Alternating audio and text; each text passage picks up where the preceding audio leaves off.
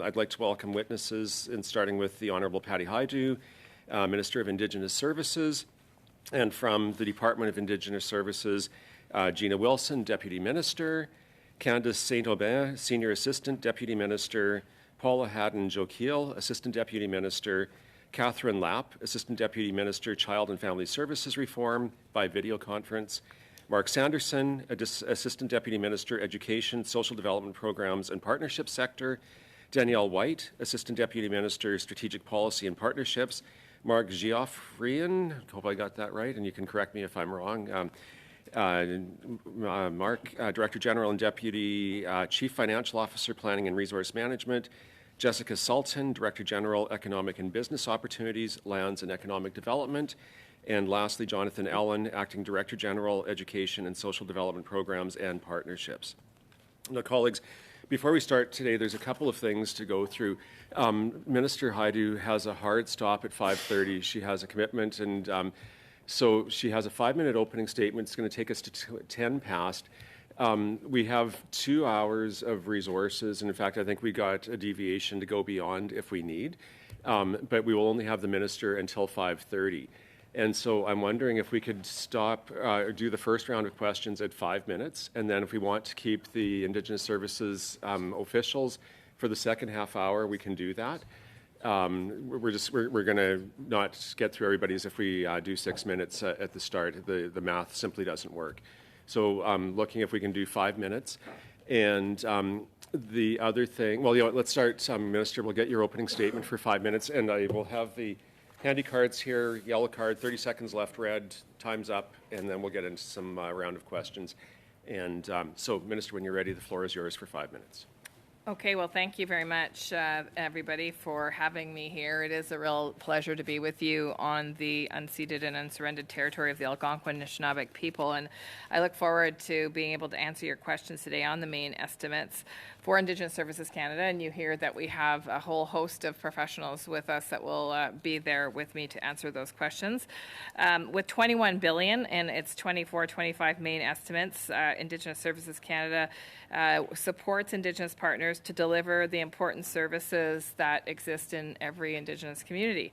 And so some of the department's top priorities in terms of the work that we do, and I would say that priorities of the community as well, are things like supporting Indigenous children and youth and families, increasing the educational outcomes for Indigenous students, improving access to health services, and funding infrastructure in First Nations communities. Now, over the last several years, Canada has made significant investments in the First Nations Child and Family Services Program to help better support First Nations, and First Nations Child and Family Service agencies provide culturally based family supports that will address and bring down the overrepresentation of Indigenous children in care by keeping children with their families. We're also continuing our work with partners in devising a fully reformed program so that this program never returns to the, I would say, abysmal state that it was over a number of decades. Reducing gaps in education for Indigenous students compared to other students in Canada is also a priority. So with over $3.4 billion dedicated for education in these estimates, First Nations, Inuit, and Métis students will be able to access better educational opportunities. And of course, funding of over $6.2 billion from these estimates will support better health outcomes for Indigenous people, including better access to high-quality health services for Indigenous communities, reducing systemic racism within our health systems across the country, and closing socioeconomic gaps between Indigenous peoples and others in Canada. This investment will also significantly advance the work with Inuit partners to eliminate tuberculosis across Inuit Nunavut by 2030, and will also support the continued implementation of Jordan's principles so that First Nations children can quickly access services and supports that they need when they need them. Lastly, investments of over $4.3 billion will support community infrastructure in First Nations communities. This includes the innovative Wate project, also known as the Wataynikaneyap Transmission Project. It's Ontario's largest and most far-reaching Indigenous-led transmission project.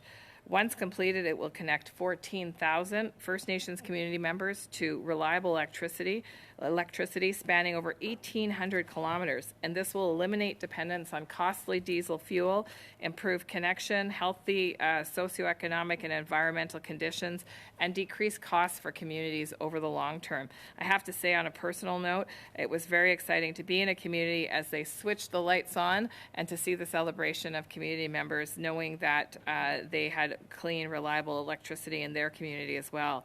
On April 18th, for example, Sandy Lake First Nation was connected to the transmission line, and they were the 12th of a total of 16 First Nations that will be connected to the grid. And almost $1.5 billion of the 24-25 estimates is going towards supporting Watay.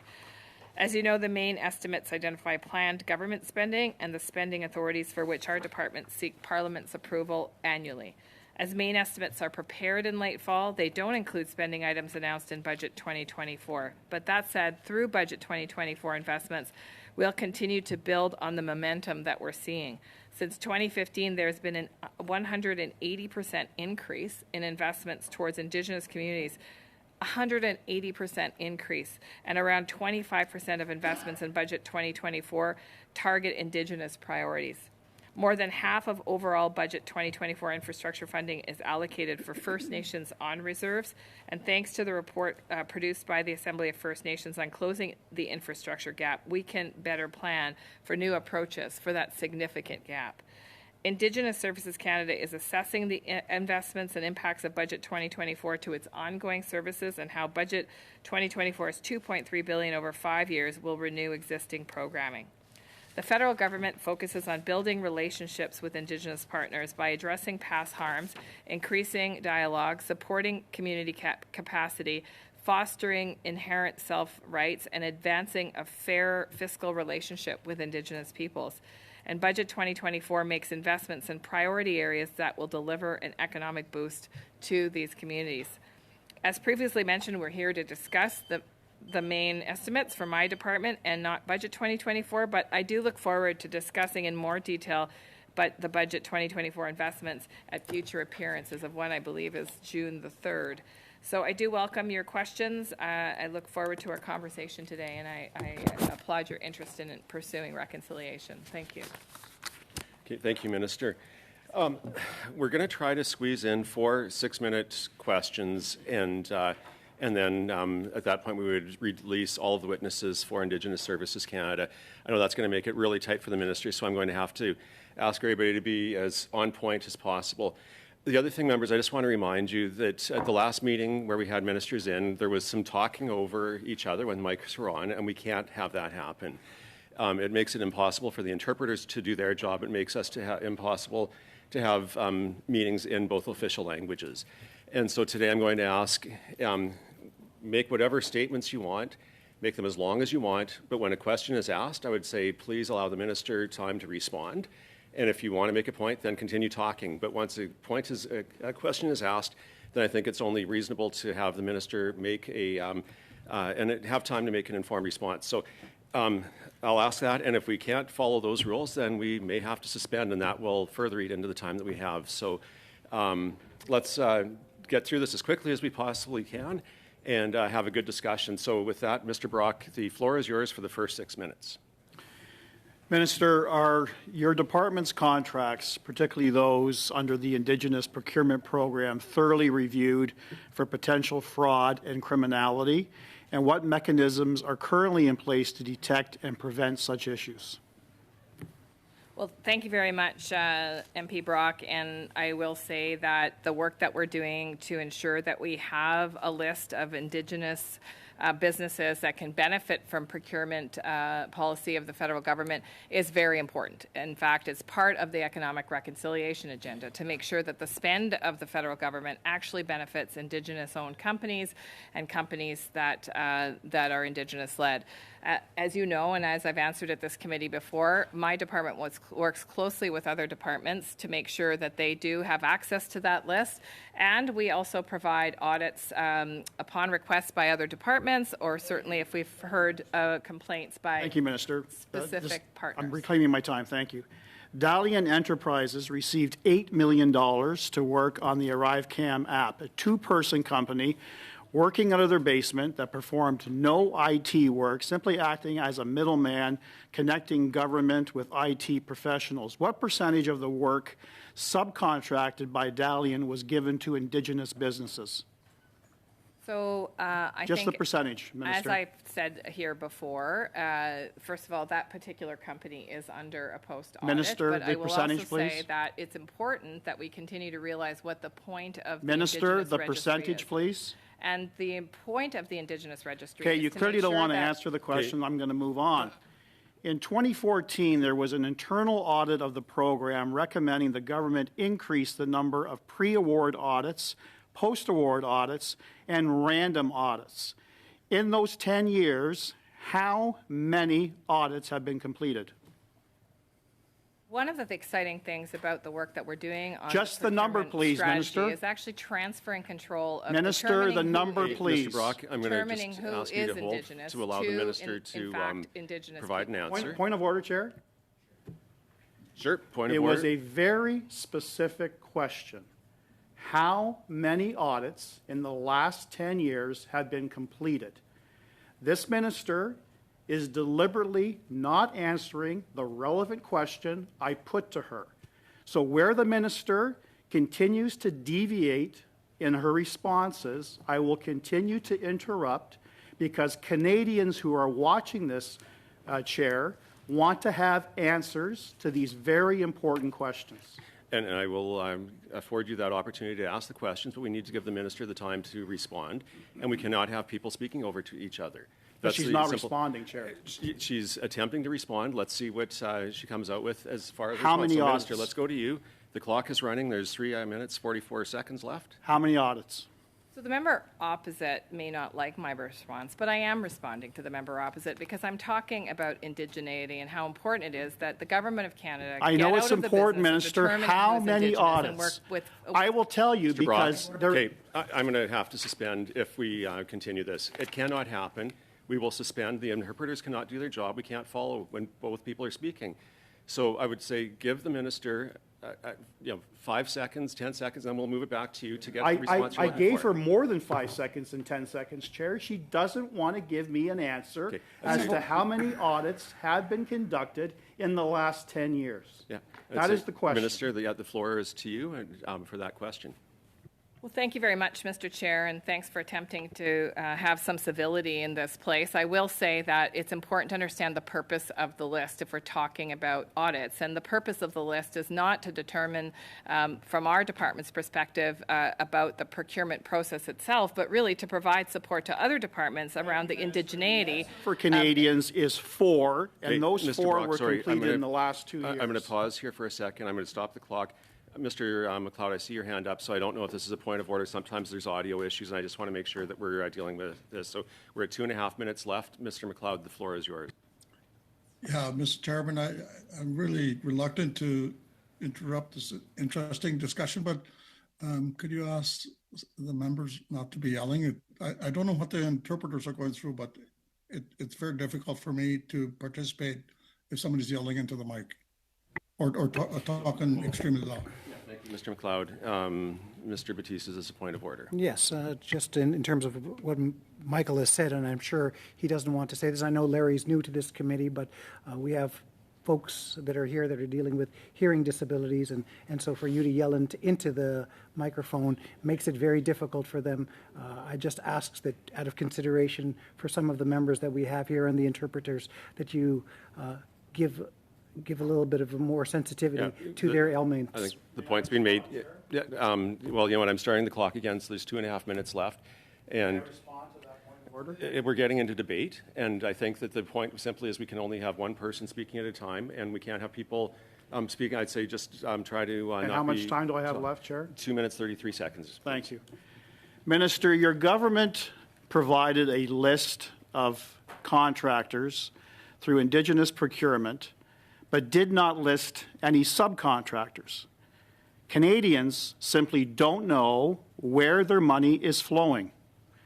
How can you be assured that the money isn't flowing to subcontractors working out of their basement here in Ottawa without a penny flowing to First Nation communities? I think I will turn to the officials just to little bit about the process of how people are certified to Minister, with all due respect, that's just an asked the insult. question. That's an insult to members at this table. We don't want to know about process.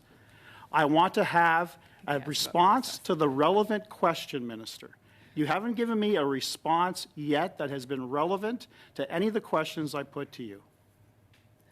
So actually, you did ask me a process question because you asked me how we determined an Indigenous company and how we follow and track what that Indigenous company does. That, to me, in the way my mind works as a former planner, is a process question. And so I would like to turn to officials. So how much money has been flowing through subcontractors actually employed by Indigenous owners and money going to Indigenous communities?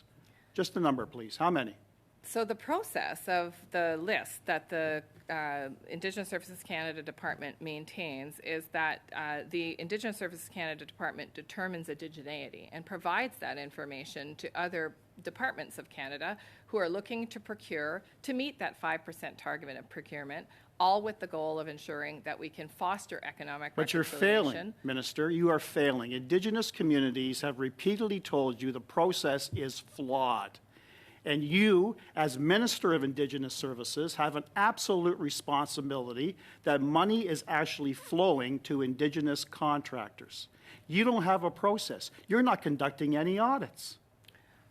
I would disagree with the allegation that the department doesn't have a process, and I would also disagree with that, with the allegation that all partners are disappointed. In fact, I work closely with many experts, Indigenous experts in economic reconciliation, and we are actively working with partners on a pathway to transition the list to Indigenous partners in a way that makes sense to them and that supports their goal of economic prosperity for their communities. That's the end of our time for this one. I'm going to go now to Mr. McLeod online. And Mr. McLeod, I'll jump in when your 6 minutes is up. So over to you.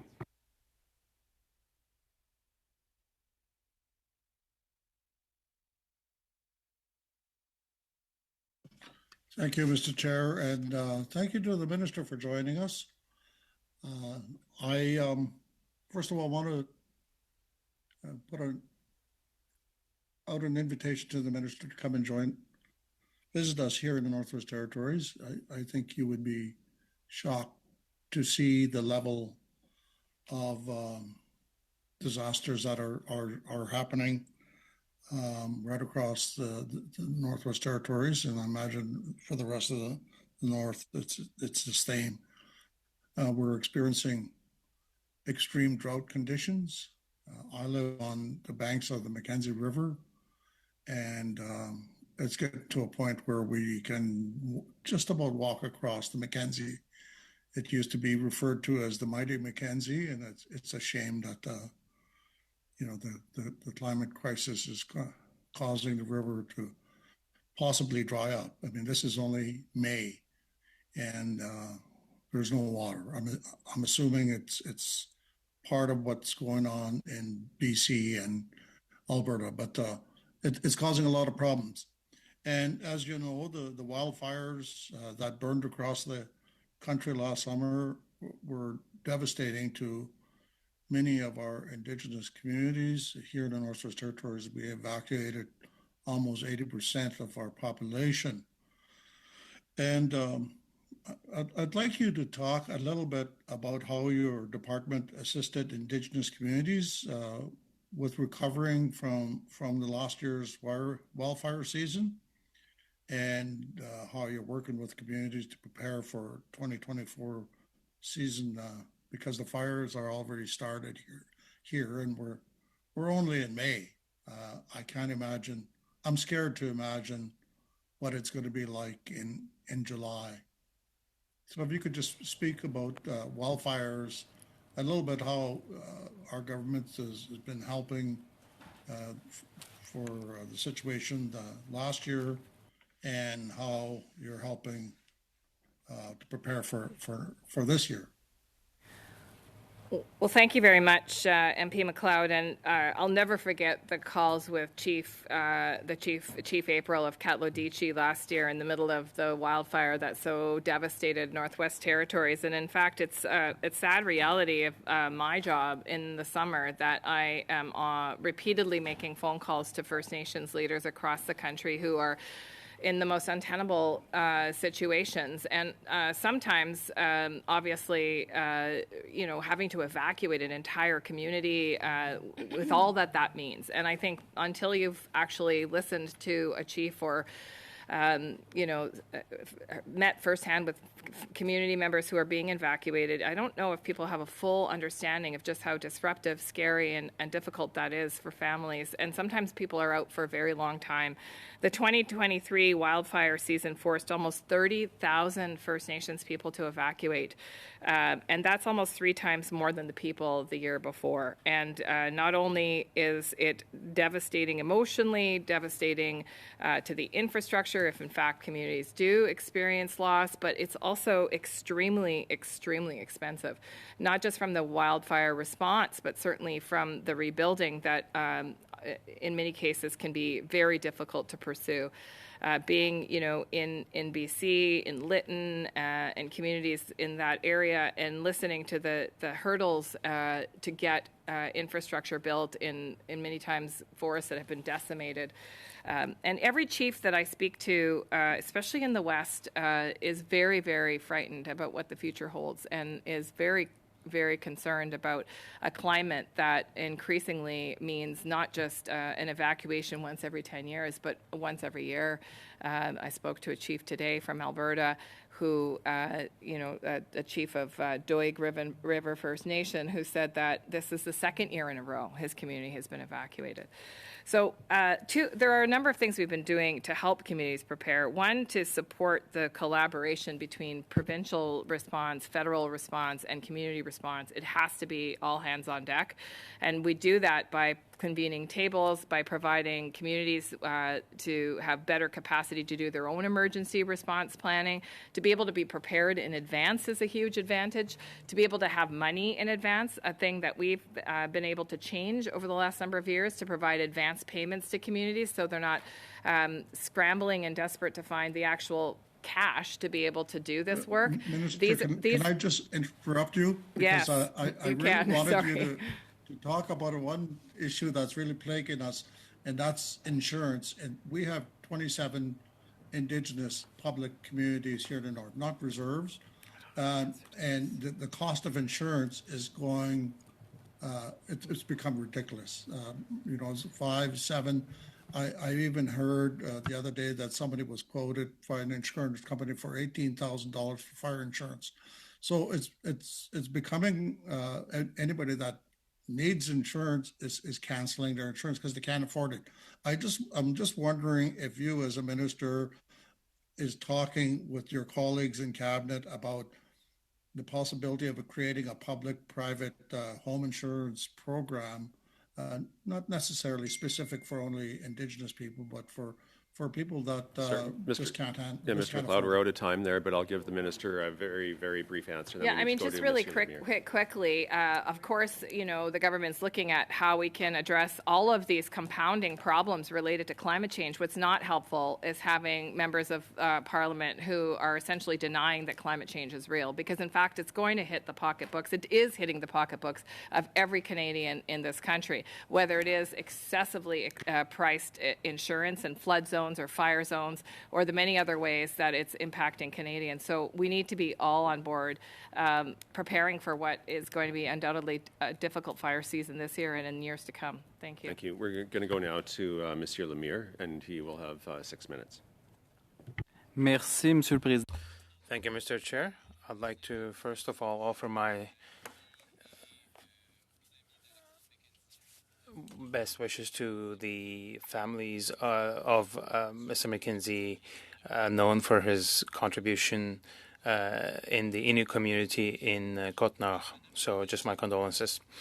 Madam Minister, I would like to hear you expand on the changes introduced to the formula and we're looking at $125 million in subsidy to support child care and family services and connected agreements. How does your department determine the amounts necessary to these communities before they can set up their own systems for family and child care services pending coordination agreements?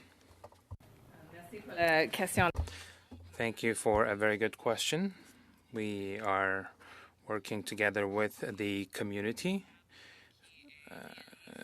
to have a fair approach and in order to cover all children and families and be able to offer them better opportunities. A fiscal approach on communities, but rather that we work with communities and with the province or territory to figure out how best to support the community in that transition. What we don't want to see is that communities take on the responsibility without sufficient resources, and that's why those are negotiated agreements with communities. Dans le contexte, on parle de demande. In the same context, there's a reference to about $311 million when the main estimate for 24-25 was envisaging more than $400 million. So would it be possible to know what the formula that is used is? Could we get that formula in writing that leads you to set aside certain sums of money for these coordination agreements, because there is great need on the field, on the terrain, that is not being met at the moment. Provide a formula in writing because it is dependent on the size of the community, the needs of the community, their specific desires. Some communities want to do more than others communities. Some communities want to work with provinces more than others. But I will also say that sometimes the amount of money that is received in the budget is related to the upcoming coordination agreements that we know are ready to be signed in the very near future. Candace, do you want to speak to this? Oh, Catherine, sorry, Catherine's on the phone. Do you want to speak to this just a little more? Thank you so much for the question. On vous remercie pour la question. Oui, en effet, comme la... Thank you for the question. As the minister was saying, it really depends on the circumstances of each community. So we negotiate with each community and the province in question when we're just trying to determine the amounts. There have not been cuts. As the minister was saying, we have multiple agreements that are in effect, that are being subsidized, and that have been subsidized over previous budgets as well. And what was announced in this current budget is going to be for the agreements that we hope to finalize in the upcoming months. So it's not just one formula. We try to take into account the information that we're getting through the program from the services for children and families, and they will have certain needs to assume the jurisdiction for their communities. So there will be variation from one community to another, but we're working with these organizations for upcoming years to develop a formula, a certain methodology that will be a bit more coherent and that will be co-developed. But as it stands, it's community by community that we're trying to adjust the amounts according to their needs and based on the contributions from the provinces and territories as well.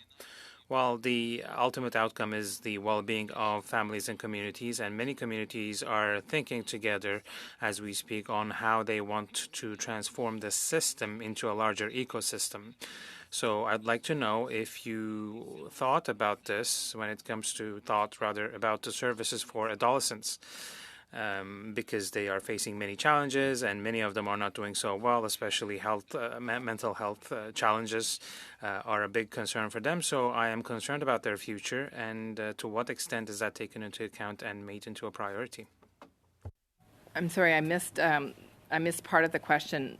What services for adults, did you say? Pour les adolescents. Adolescents, okay. Quelles sont la réflexion sur les services mis en place pour eux? Thank you. So adolescents are covered in many ways through both the child welfare agreements, but also through Jordan's principal agreements. And so you're absolutely right. In fact, we have something now called post-majority care, which actually refers to that very delicate age of youth that are anywhere between 17 to 18, 19 and upwards. And you're right, because it's that age is so difficult, especially for children that have experienced a life in care. So the agreements that are developed actually conceptualize how best to support youth as well within or from their communities.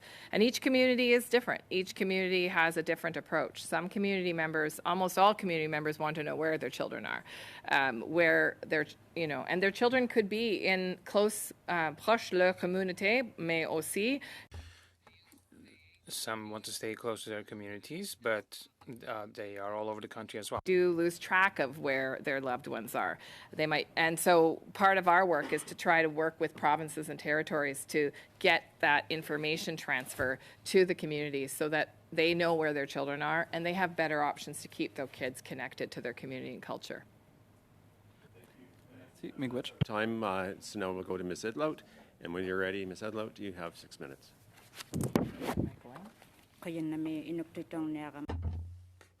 Thank you. I will speak in Inuktitut.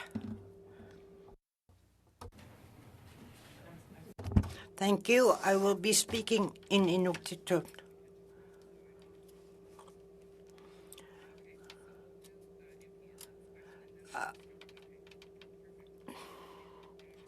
I'm sorry. I had many questions to you, and our question period's been shortened, unfortunately. We know infrastructure and capital expenditures have to be 75.1 billion to targeted for First Nations and 350 billion for First Nations, and for Inuit 75.1 billion. The Métis get 2.7 billion. Those are capital expense items, infrastructure dollars. Why is it that you are asking and requesting supplementary funding now? Because it isn't enough. We need supplementary funding to cover infrastructure costs, is what I'm saying. The study from AFN and other partners to understand exactly what the gap is, because after a decade of inaction from the Harper government, in fact, we've seen increasing for First Nations community services increase by First Nations infrastructure by 156%. But in fact, that is barely scratching the surface. And so, with a gap of $400 billion, it's going to take some creativity and innovation and working with partners to more quickly close that gap. Because and you're absolutely right, MP, and you and I have traveled together, and we've seen what the gap in infrastructure means for people.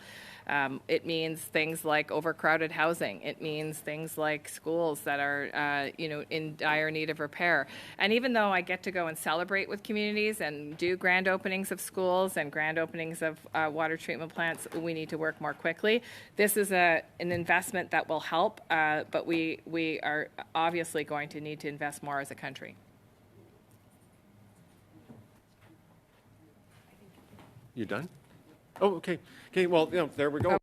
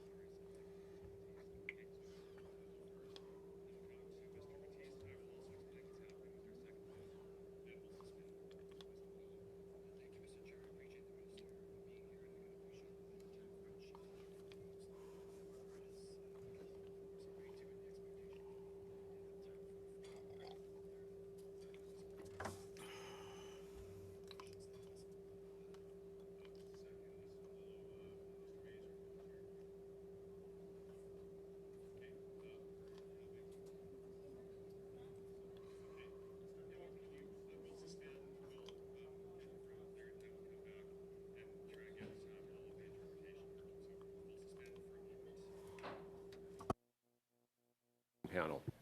Okay. Thank you very much, Mr. Chair. And I'll just quickly repeat, because I don't think it was heard before we was suspended. But of course, we all understand the minister's time crunch with the votes and the circumstances today that caused the Indigenous Services Minister to have to leave early. However, we do have an agreement and an expectation of 1 hour of questions to that minister. I know that members of all parties have many more questions, so I would implore our committee to invite her back to finish that time when it's appropriate. I suggest perhaps next week. I understand we have the Crown Indigenous Relations Minister also appearing. Perhaps that could be a time to fit the minister back in. Okay, thank you, and I'll come back, but I'll go through the speakers list I have first. So, Mr. Batiste, we'll go to you next. Well, I will definitely relay that the minister was a hit and that they want her back for sure on that. But, Mr. Chair, it's my understanding that there's been some discussion amongst the parties in light of the letter sent by MP Schmel, who's not here today. But we want to respect his wishes, and we said that the second hour of today would be Minister Vandel to appear with Minister Anasangri will make himself available next Wednesday at a time where we can have him in during our session with hopefully less disturbance in the votes, but we all know this is silly season upon us and we can do our best to make great plans and then the houses can throw us off. But that's what I understand the second panel to be, just why we have Minister Vandel here today and not Minister Anasangri. Okay, thank you, Mr. Batiste. So to try and bring those two things together, that was the other update I was going to, well, a couple of updates. The motion that we had was to invite the 3 ministers for the 2-hour panel today. And then we had Mr. Schmel's letter this morning asking for 1 hour with each of the ministers. So it was outside of the scope of the motion that we were working with. But we've heard the request that's been made. And now, in addition, we've had time with Minister Haidu and the Indigenous Services Canada is cut short. And so, thinking I knew where your motion was going, Mr. Malillo, I was able to talk to the minister's officials, and she is agreeable to coming back. We need to find time in the calendar. Now, I will mention a couple of things. So, and the second part of that is that Minister Vandel has agreed to come for this hour, and then Minister Anasangri is going to come. They're trying to find time in the calendar, but next Wednesday. The issue that we have there is that we built a full panel for next Wednesday on the taxation study, and so I need direction from the committee if we want to cancel one of the panels on that one to bring in Minister Anasangri, or if we want to request resources for a 3rd hour to do those. To try and bring Minister Haidu in at the same time will be challenging, but she is scheduled to come back in a couple of weeks to talk about housing, and they're going to look at her schedule to see if she might be able to add half an hour for mains at that point, which would still be before we have to report back. So those are the balls that I have up in the air here as the chair of the committee. We don't need to decide it at this moment because I'd like to get into the questions that we have, but I wouldn't mind direction at the end of the meeting if we'd like to displace one of the panels on the taxation study for next Wednesday with Minister Anasangri, or if we would like to request the 3rd hour in case we are able to get those resources. So give that some thought. In the meantime, Minister Vandel, welcome so much. And to your officials now, we have, make sure I have the updated list with, let's just look at the name tags that we have here, if I can see down to the far end of the room.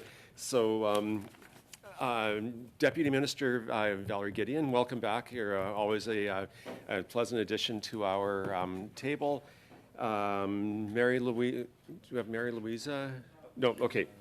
No, we have Darlene Bess, Chief Finances, Results and Delivery Officer, and Georgina Lloyd, Assistant Deputy Minister, Northern Affairs.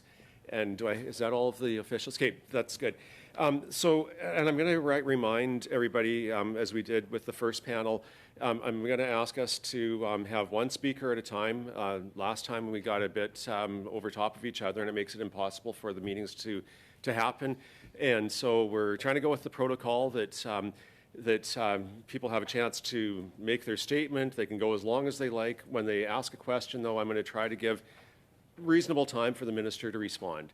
If the person asking the question is heard enough, then I'd say just get the minister's attention and get into your next question, because ultimately this is about the discussions. But we do want the minister to be able to provide an adequate response. If we can't respect that, then we may have to suspend and restore order, but I think we're going to have a good conversation here.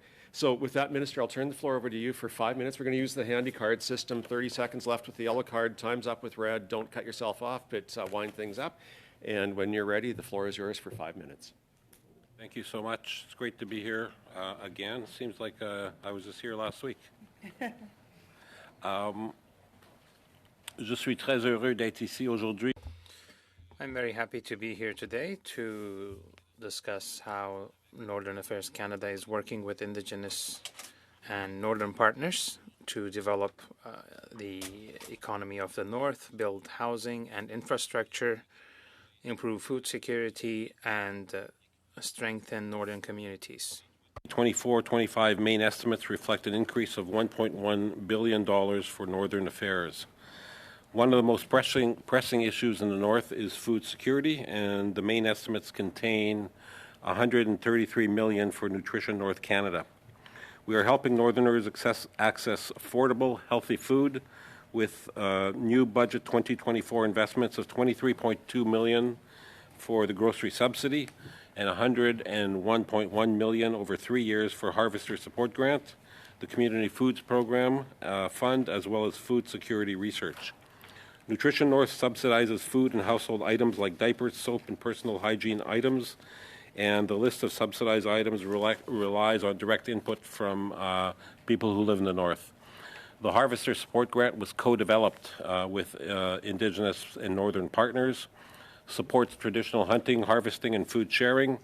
In its first year alone, the grant supported 15,000 harvesters, 410 hunts, and 717 food sharing initiatives. Nutrition North alone will not solve food insecurity. However, it's a key piece to a long-term strategy to address factors that affect food security, such as income, employment, and access to distributors. Through the Nutrition North Food Security Research Grant, which was launched in 2022, we are also supporting Indigenous-led research projects that will help improve the program. Our government recognizes the challenges associated with Northern housing.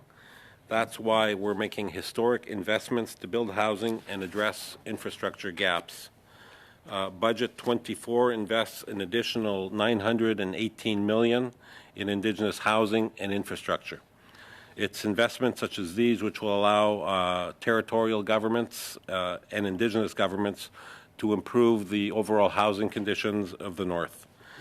Another critical challenge in the North is the dramatic impact of climate change, with the North warming roughly 3 times faster than the global average.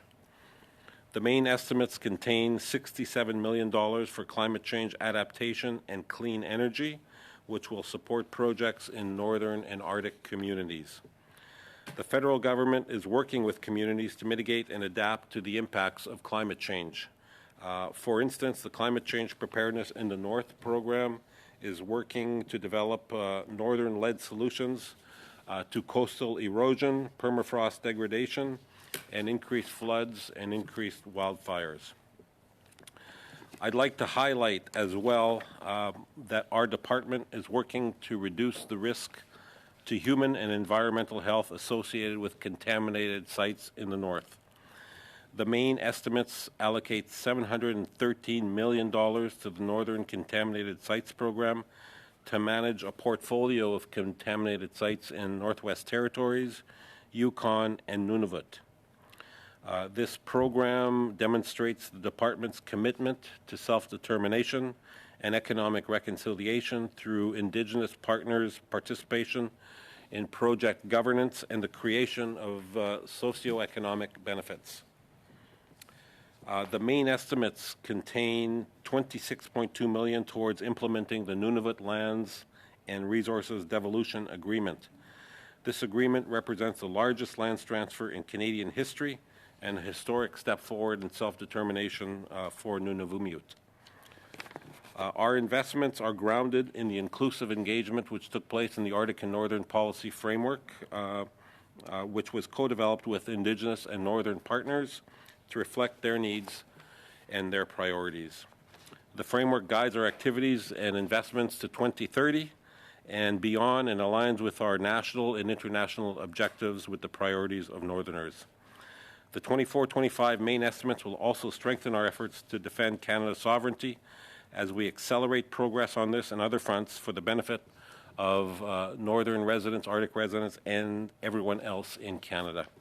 Kuyanamik, merci. It's great to be here again. Thank you. Thank you, Minister, and right on the 5-minute mark. Appreciate it.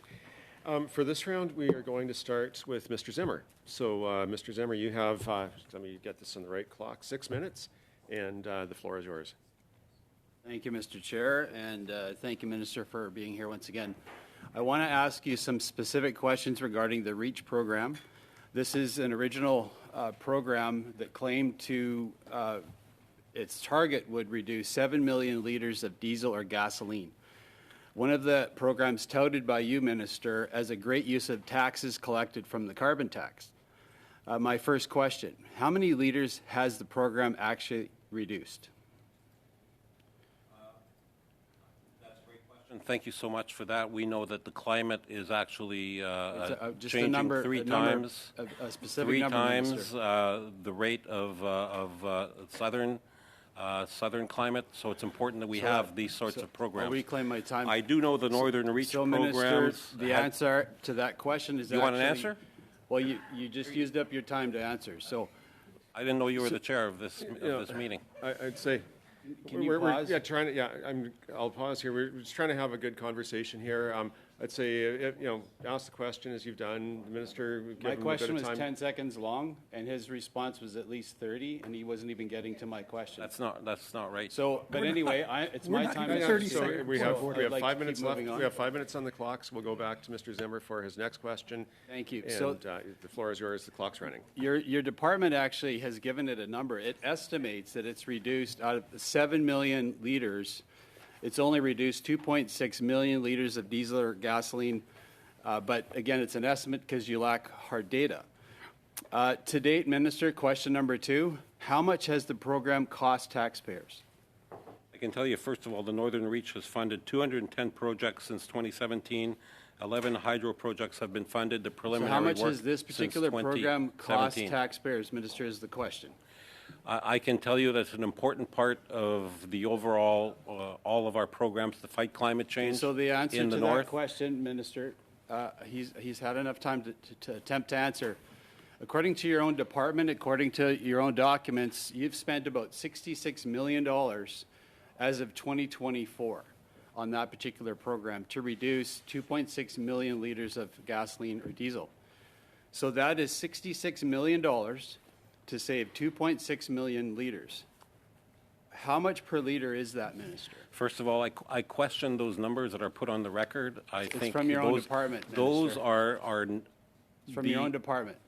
Those are numbers. 2022, 2023 departmental results report. Mr. Right Zimmer, just a second. We have a point of order.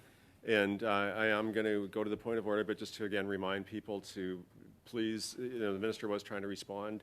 And some of these things require more than just a yes, no, a bit of context. But I agree the responses need to be short.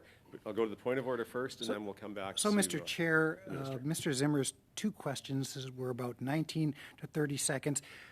The Minister had 3 seconds before he was interrupted in both terms. And if you want to take a look at this, I'm timing this by lap right now. So, Mr. This time is... This is my time. Dan, Come on, it's not your time. And Dan's interrupting me as we speak. So let's give it a chance to Dan. You know you're new to the thing. We try to do things collegially here. Yeah. So we know each other. You can do this. So this is what we're doing. Let's give him ample time because we have people with hearing disabilities who are listening in on this, and so have some sympathy and sensitivity to our translators and to people to do this. Anyway, Dan, I just want to get to the thank you. And Mr. Zimmer, were you finished your question? Because Mr. I already asked the question. I was waiting for an answer, which he was not giving an answer to the question. Okay, so I say I'll start the clock. The question. Okay, and I'll start the clock, and you can repeat the question. Okay, and then we'll let the Minister so this is going to be a 10-second question. So that is $66 million to save 2.6 million liters. How much per liter is that, Minister? First of all, I questioned those numbers, from your own and department. that was something I would turn to the public service to answer. Quick answer. If you'd like to turn to the officials if they have that response. What I can say is that we actually exceeded our target. The 2.6 million liter is Sorry, exceeding that's our not the answer target, to the question, which so was I'll 2 million respond, by because March that's not the 31st, answer to the question. 2023. I'm actually asking how much per liter, what did it cost taxpayers? You're answering a different question. Come on, The come on, minister this is didn't answer. ridiculous. So I will actually give you the number. So that is over $20 cost to taxpayers for every liter saved. But again, that is an estimate from your own department. But I want to get on to my next question. So one thing that I found interesting from the same program, this is, I'll get right to it. Wood stoves are one of the highest emitting sources of carbon for home heating, as you likely know, Minister. So I found it strange you would be spending carbon tax dollars on wood stoves. And this is the document. It's an order paper question we got right from your department. And I'll go right to the first page. And this is for the money spent. First page, funding to support the installation of wood stoves. Page 2, funding to support the purchase and installation of wood stoves. Again, another page.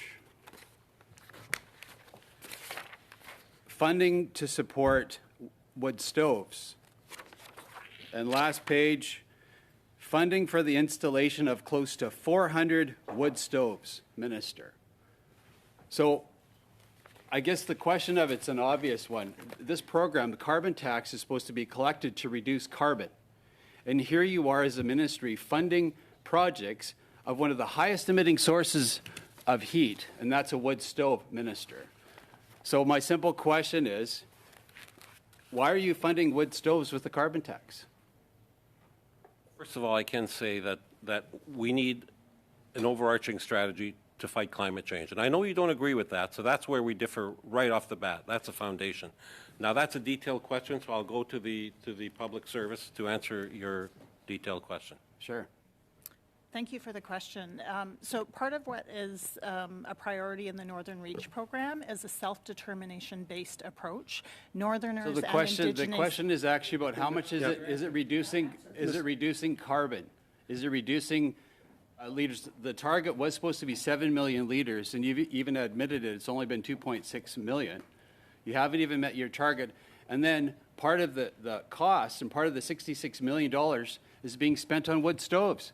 I have a report from the UK that says wood stoves are 550 times more inefficient than even oil-fired furnaces in the north. This is supposed to be reducing carbon, not making it worse. The 7.6 target is cumulative. We have met the target in the year that we were requested. The 2.6 buying wood stoves.